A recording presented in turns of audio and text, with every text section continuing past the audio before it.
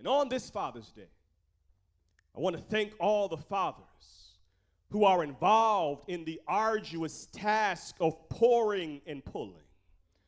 Part of our responsibility as fathers is to pour into our children so we can pull out of our children. We pour in confidence, pour in discipline, and pour in faith in God. Saints between the ages of 17 and 27, despite growing up in the church, I was not a professing Christian. And I think my parents were somewhat baffled because they brought me to church, only to discover I wasn't in the church.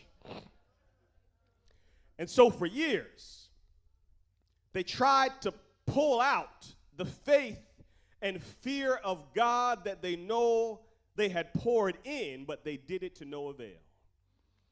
But one day when it seemed as if the sky was falling and I needed some divine intervention, I didn't need God to touch my bank account.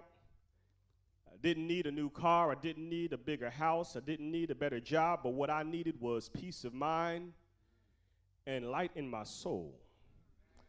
And it was in that moment when I was reminded of my training. And on that day, I said a prayer that saved me and a prayer that is still keeping me now.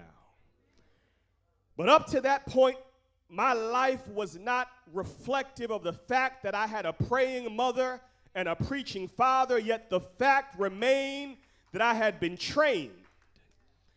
And so while there may be some instances where we as parents are unable to pull out the maturity, the faith, and courage we've poured in to our children, so long as we've been faithful in our pouring, there may come a time when life or God will cause our children to remember their training.